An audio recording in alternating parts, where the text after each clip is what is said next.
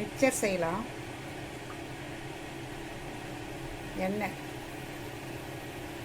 எண்ணெய் கொஞ்சம் சூடாகட்டும். கடல மாவை இப்படி நம்ம பூரி பதத்துக்கு பிசைஞ்சு வச்சுருக்கோம்.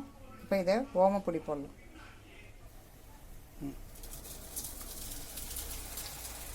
ஓமப்பொடி வச்சில் இப்படி நம்ம பிழிஞ்சு எடுத்துக்கலாம்.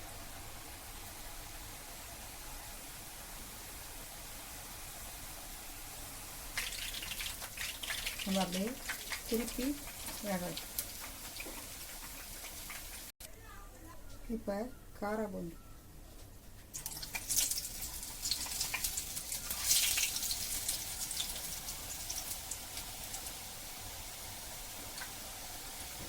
எப்படி அழகாக முத்து முத்தாக வருது பாருங்க.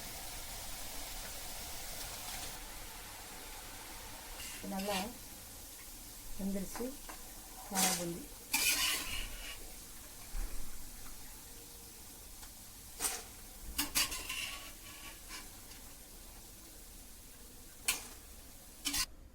இப்போ கருவேப்பிலை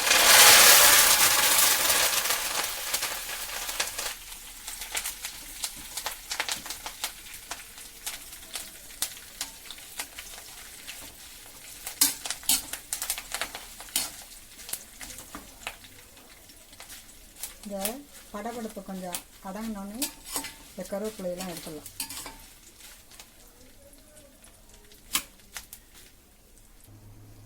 இப்போ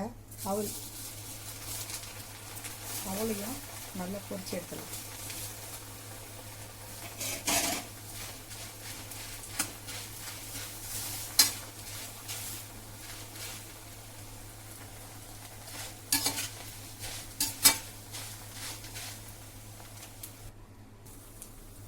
காரா பூந்தி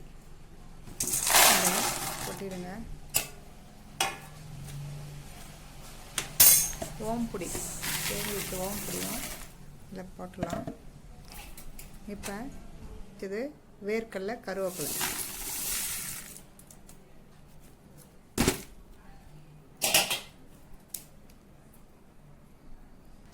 இப்போ மிளகாத்தூள், வெறும் மிளகாத்தூள் 1 ஸ்பூன்,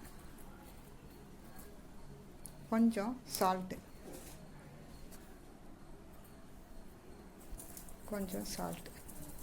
போட்டு நல்லா குலுக்க வேண்டியது தான். நல்லா குலுக்கலாம். இப்போ நல்லா இப்போ மிக்சர் தயார். பாருங்கள், கையில் கூட எடுத்து பாருங்கள். காரம் டேஸ்ட்டு சூப்பராக இருக்கும். உப்பு தேவையானது எல்லாம் கரெக்டாக இருக்கும். இதை பசங்களுக்கு கொடுக்கலாம். பசங்க விரும்பி சாப்பிடுவாங்க. மக்களே, லைக் பண்ணுங்கள், ஷேர் பண்ணுங்கள், சப்ஸ்கிரைப் பண்ணுங்கள், கமெண்ட்ஸ் போடுங்க. மீண்டும் அடுத்த வீடியோவில் பார்க்கலாம்.